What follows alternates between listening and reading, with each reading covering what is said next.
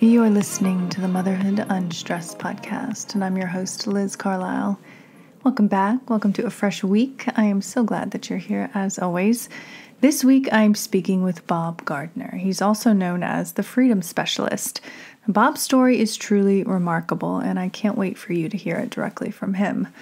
Bob's journey from addiction, contemplating divorce and suicide, to becoming a beacon of hope for thousands is nothing short of inspiring. Today, we're diving into his body-based approach to happiness, health, and well-being. He's the founder of The Freedom Specialist, author of Built for Freedom, and host of the podcast Alive and Free. Now, in 18 years, Bob completely transformed his life, breaking free from addictive patterns when everyone said it couldn't be done. His mission now is to share his unique tools with the world so that people can find happiness, health, and well-being on autopilot. In this episode, we're exploring how Bob incorporates martial arts, breathwork, and other healing modalities to help people permanently overcome challenges like chronic pain, anxiety, depression, and more. His mantra, "Freedom is a skill, not a pill," captures the essence of his teachings. So if you've ever felt trapped, overwhelmed, or just curious about achieving lasting freedom and happiness, then this episode is for you. So please enjoy this episode with Bob Gardner. Well, hello, Bob. Welcome to the show. I'm so glad that you're here. Yeah, me too. This is going to be great. I'm excited for the conversation.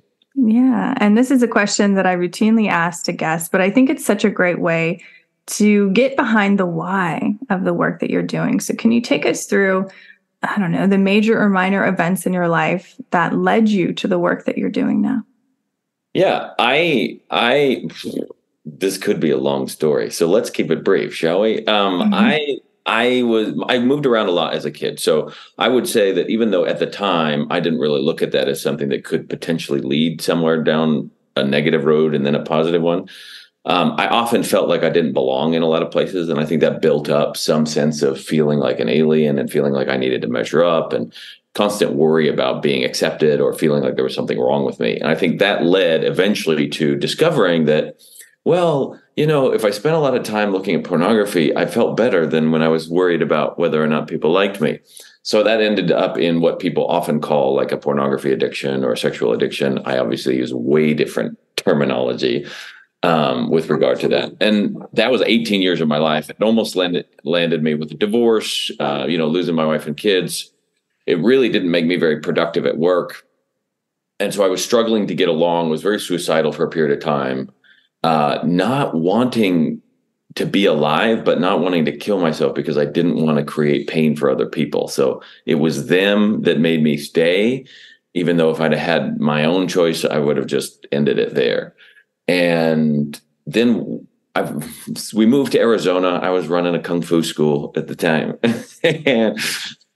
and something about like sitting on the roof. I just started sitting on the roof watching the sunset day in and day out, and just was like, what is going on in my head? And those like 20 minutes started to like lessen my desire to die. And then at a certain point, I had a weird vision of my life as like a 90-year-old where I was still struggling with the same thing. And I was like, I can't handle that for another 6 decades. I got to change.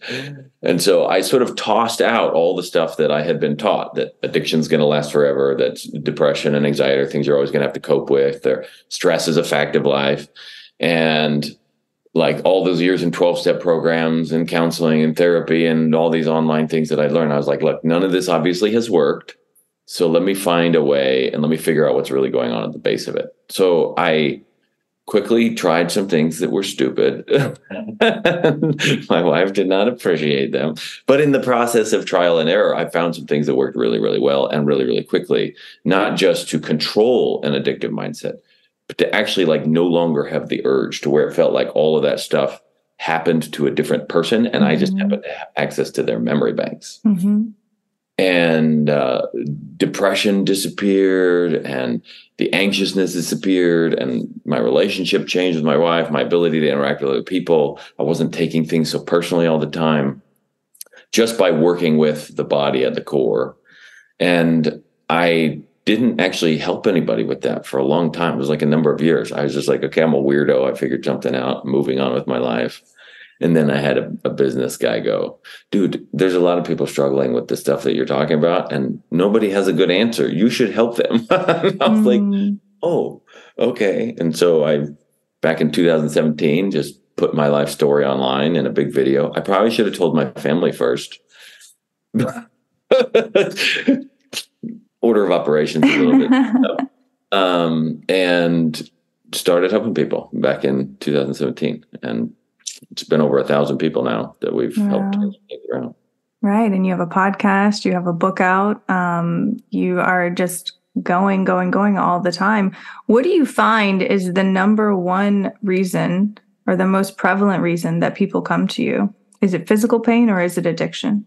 Most of the time, it started out as addiction because that's what I knew how to talk about. And so in the beginning, it was addiction to predominantly sexual addiction and pornography at first. And then it started to spread to other types of addictions. And then their spouses started to come.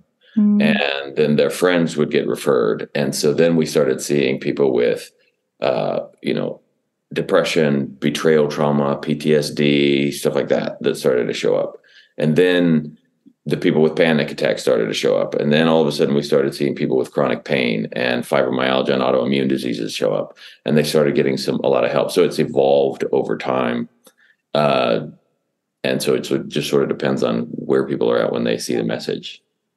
Did you know, or when was the moment that you realized, like, okay, yes, this is exactly what I need to be doing, what all of that I went through was meant for this? Do you remember a certain moment? I remember it was the first time. So my business partner, he came on, like it was just me for a long time. And then he was like, I want to help. I want to learn how to do this stuff. And I want you to train me how to do it. And I was like, okay, cool. So he started training. And his first client that he started working with was his sister. And he worked her through this whole process, and she had some great results. And I didn't hear much about it other than him asking me questions about how to do stuff. And then about a year later, I was reading through some of the answers that were in the system of some of the questions we'd asked and some of the responses. And I read this response from her that was like, I used to look in the mirror every day and hate myself and want to kill myself and end my life and think that I was worthless. And now none of that happens anymore. And I love my life and I don't want to die anymore. And there was just this really clean energy that came from that, like something that I had created. I didn't have to sit there and like work at, but it could be used by someone else to help another person that I'd never met finally get rid of something that I knew intimately well in my own life. And that the knowledge that it could be passed on and it didn't have to be me doing it was something so energizing. I was like, okay, this is really significant. Wow, what a moment. I mean, I think if I would have been reading that, like I would have burst into tears. I mean, that is just such a huge moment. I can't believe you didn't share that with you. It was his sister. I don't know. I was in tears when I read it. I was like, okay, this is really significant.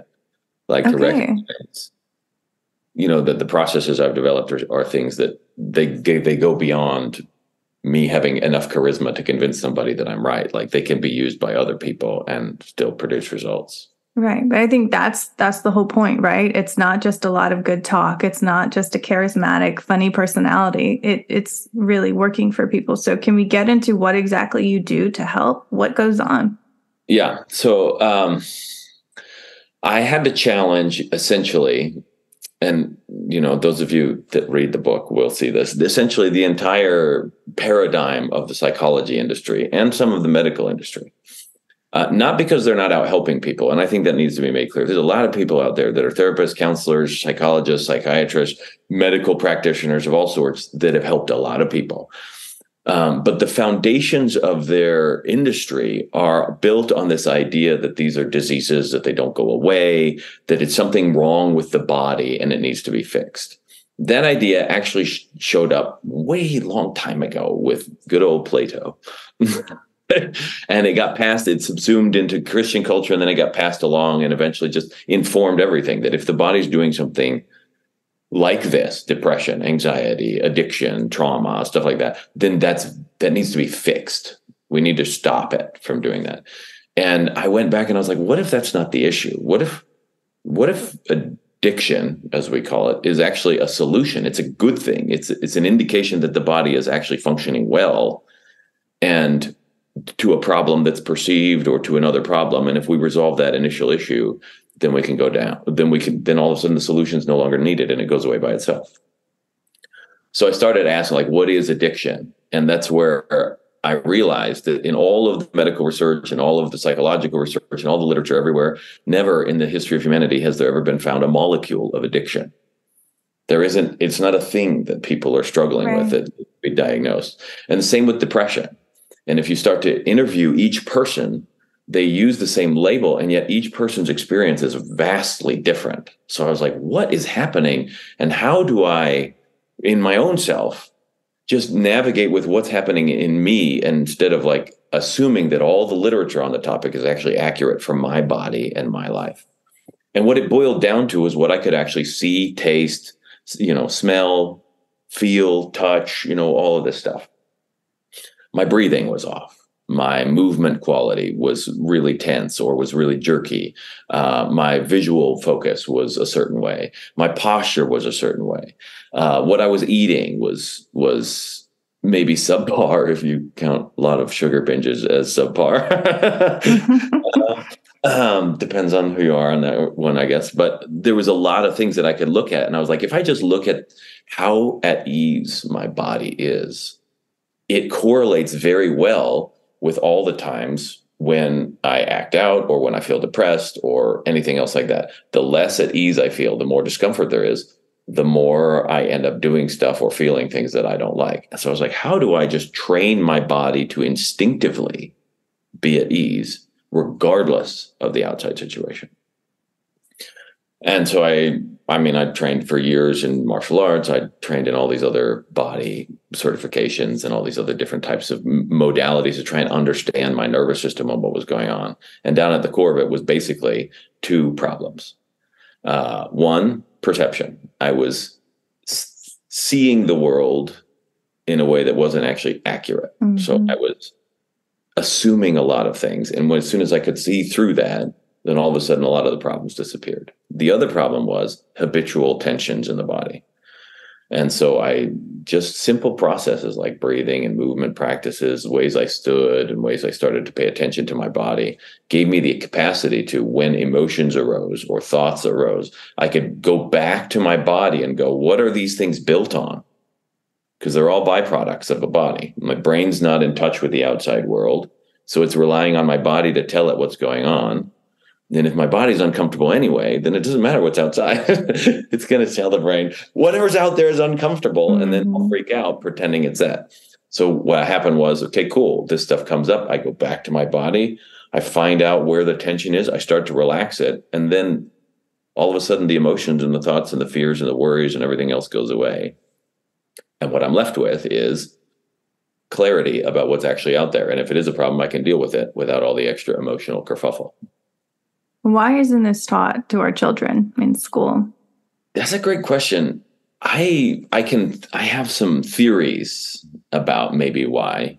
But I think in general, it's just, there's not, even Plato was off. It's like an inheritance of, there's a lot of deep wisdom, like that's out there, like go, take a deep breath, go on a walk, we say those types of things, but without an understanding of why those types of things are regular. Or are helpful. And a lot of them end up being encoded in a lot of religious traditions. So like the way people sing or the way they pray actually ends up activating the body in a really powerful way. But then we confuse that with all of the religious overtones of it. And sometimes we miss the beauty of the fact that this body is built a certain way. Yeah. Do you think that the body is an intelligent organism in itself, or is it so intimately connected with the spirit and the mind? I don't know. That's a great question. It seems that every nerve, every cell in the body has the ability to learn and to respond to its environment independently. And then those nerve cells and other cells kind of interconnect. And so you have a massive gut microbiome. It's got 450 million neurons in there, which is about the size of a golden retriever's brain. It's pretty good size. And it has the capacity to adapt to what's in the intestinal tract and to send messages up to the brain to spur different types of things happening in the rest of the body in such a way that there's like a real intelligent being sort of inside the gut. And it's making decisions about how we feel and when to get up in the morning and how much energy we're going to have and all that kind of stuff. And that's not necessarily happening up here. Right. Then you got your heart, which has like 40,000 neurons in the atrioventricular node itself, which is a small amount in comparison, but it has the largest electromagnetic field. And it's like basically the first responder to everything that's going on. So even the light that comes from the sun passes through that field first and touches the heart before it hits the eyeball. And so your heart's already responding to the outside world, closing itself off or opening it up, changing its rhythms. And that's then affecting the breathing and all this other stuff before the brain ever gets wind of something that's gone on. So there's this tremendous intelligence in every area of the body that the brain is just trying to make a conscious experience at it, weaving it together in whatever ways it can. And what we see is actually one of the slowest things that shows up. So we hear sounds, and that's one of the fastest ones. So the DJ's already in there mixing tunes and popping beats and doing all this stuff already before the soundtrack's on, before the lights show up. And so we're already interpreting our reality in a way that's not really directly visual. Right. And so like how much of that is interconnected with the spirit? I don't know. That's a great question. But it does seem quite apparent that the body itself is loaded with a level of intelligence that if we were willing to get out of the mind for a second and quit trying to fix everything with our mind and allow ourselves to think with our bodies, not in the sort of like primeval way, like become a beast, but like really tap into the intelligence of the body, the kinds of possibilities that are available for people. I mean, the kind of absolute instinctive autopilot bliss that happens inside my body all the time. I didn't even know was possible when I was a kid. Yeah. You know, I thought you had drugs, you know? Right. I think most people listening to this right now don't truly understand what that means unless they've experienced it themselves, like unless they've done ayahuasca or something, you know, like done an out-of-body experience. How can we begin to start to prime our bodies to connect with our bodies in a way that gets us to that point to where it is like you're kind of living and existing in bliss? And if you move out of that, boom, you're aware and you can self-regulate again. Yeah, the reality is it boils down to chemistry and tension as the most practical ways to work things, right? So the more tense you are, and likely if most of us don't know how tense we are. Yeah. Right. We think, oh, no, I am relaxed. And then there's deeper and deeper layers of relaxation that can be accessed. That tension is squeezing off blood flow, which is your source of life and oxygen. And it's, you know, imagine a heart sitting there and you just squeeze it lightly and expect it to function the same way. You know, and that happens with all of our organs and all of our connective tissues. So the more that you practice relaxing, and I don't mean like on a massage table, that's helpful. That can help dig into some deep things. But I mean, like, how do you open the car door? How do you cut vegetables? Are you comfortable when you sit in a chair, like really, truly comfortable to where your body feels light and easy? Like you practice relaxation in the simplest things.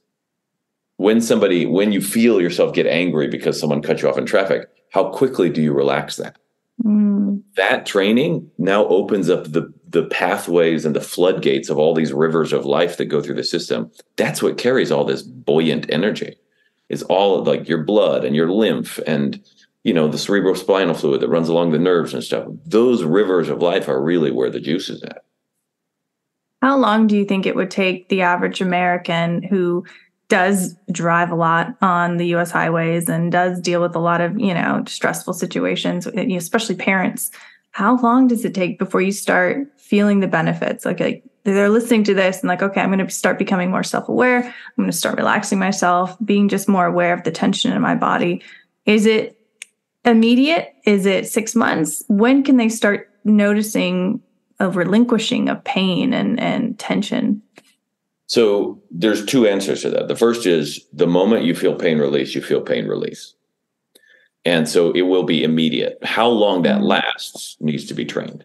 So like, for instance, we have people use breath work a lot because that is one of the fastest ways to change your body chemistry. Food takes a long time. to change it up. Thoughts can change your body chemistry really quickly, but they also can change it back really quickly. But breathing seems to have a longer lasting effect. And so we'll have them do that. They will feel great afterwards. And how long that lasts, well, that may change depending on certain circumstances, but that's something that like depends upon the overall relaxation of the system. And so we can have them feel great. You can feel results pretty immediately. And you still got to keep training the system. And then how long those results last takes time to build up. Yeah. So we start, I tell people like, first, let's create a puddle of pleasure. Okay. And then we'll turn it into a pond. And then we'll make a couple other puddles in your day so that there's not just one. And then we'll start to connect them with some rivers and lakes. And eventually we'll have like a bigger lake, and then maybe a great lake, and then maybe an ocean to where there's only a few islands where you're not feeling wonderful. And so, but we got to start with some puddles. That is a major paradigm shift, I think, for people, especially adults who are like, well, this is just adulthood. We're all miserable. We're all just trying to survive through the day. Like, this is a total shift on how life could be. It is. And it might be a valuable shift for kids to see. Like, I feel like the greatest gift a parent could give their children is to be a joyful human being. That, yeah, you can teach them how to write. You can teach them how to do math. You can teach them you can teach them some basic survival skills. But beyond that, like, why would they want to stick around? Why are the suicide rates so high? Well, because they got nothing to look forward to. They're like, you should grow up and be like you, Mom. And I don't know. Why would I want to do that when I can sit here on my video game, or I can sit here and chill with friends? And so I think suicide rates are very high because, one, the kids are dealing with stuff and they're getting bullied because junior high is the spawn of Satan or something.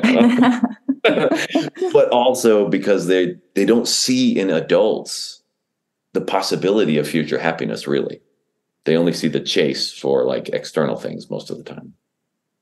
I just want to like pause right there. I think that was such truth that came out. Like, that's so important. And anyone tuning into this, just take a breath right now and just realize what you just said. I mean, that was incredible. It's so true. I mean, it like we can spout, happiness and productivity and responsibility and all these things, but your children are watching you. They're watching you and they're sensing your energy every single day. And they see all the weaknesses and they see all the great things. But yeah, like if you have that at the forefront of your mind, like, this is my purpose, this is my mission, I think everything else falls into place. Everything else gets done. Yeah. I mean, when I was my oldest son, he was 8 when I kind of came out of the addictive space and was working through some stuff. And then my next son, he was 6, and the next one was like 4. And they each had a different response to the way I was. And I wasn't being mean to them necessarily. I mean, maybe sometimes. But an adult who thinks that he's dumb and he has to prove that he's smart. And so like he wins an argument with an 8-year-old because that somehow proves he's intelligent. We've all been there. Yeah. And so like my oldest one, at a certain point, he was 11 when he was like, he mentioned that he felt like he just didn't want to be alive and he felt like it would be better if he were dead. And I was like, what is going on here? And then the next one was so angry, had developed such anger that you couldn't really touch his body much. He was really super sensitive, but he would hit and he would bite and he would do these different things. And I won't say I was the only cause because there's a lot of factors in life, but he was around me a lot. And it was when I started relaxing myself, the kids started to open up around me. And then when I started working with my body and showing them how to do it, all of a sudden, like they changed rapidly. So if you're hearing this as a parent, like, oh no, it's already grown, I've already messed them up, it's never too late. Like, it really is never too late. The second you become a beacon of light and hope and joy, no matter what's going on around you, the second that shows up, they notice. And it starts to bring up this longing in them that they want that too. Yeah. And I'd argue too, like it not only heals the generation after you, but it can heal the generation that came before you, even if they're no longer here. Like, I truly believe in, generational healing. If you can do it right in the here and now, you can affect things that happened in the past, like on some plane, in some dimension, like that is actually happening. I mean, it's possible. I don't know. But I think many times in the beginning, my wife and I were like, okay, whatever this is that I inherited, it stops here. Yeah. And if that ripples backwards several generations as well as forward, great. Yeah, absolutely. Well, let's talk about your book a little bit, Built for Freedom. Who did you write it for, and who would benefit most from reading it? So I wrote the book Built for Freedom to try and encapsulate in words as best I could what I had learned, because it is so vastly at odds with what is out there in terms of help for emotional struggles, for chronic pain, for things like this. And there's a lot of people that I would hear over time that would say like, oh yeah, I've already done that. Oh yeah, I know it's a mind body thing, but they weren't doing the same thing. They were still kind of staying on the mind, or they were treating the emotions and stuff, or they were treating it as if it were a problem. And so I was like, how do I put this together?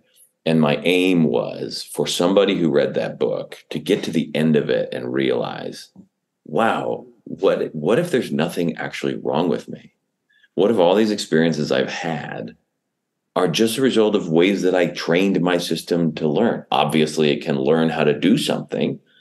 And so all I got to do is go entertain myself with some stuff that trains it to create happiness and well-being on autopilot instead of, being a misery manufacturing machine. And I wanted that sense of like hope and help. I did embed in it some of the breathing practices and some of the other stuff that I do, but they're all in story form because I didn't want it to get lost in being a self-help book. Mm-hmm. What needed to happen was the paradigm shift. I'm currently writing a companion volume for all the people that are like, but what do I do? And I'm like, okay, here's the step-by-step process. So that'll be out later this year. But but the book itself alone, we've had many people just write back in and realize like so much has changed just in their approach to their own mental health and their well-being.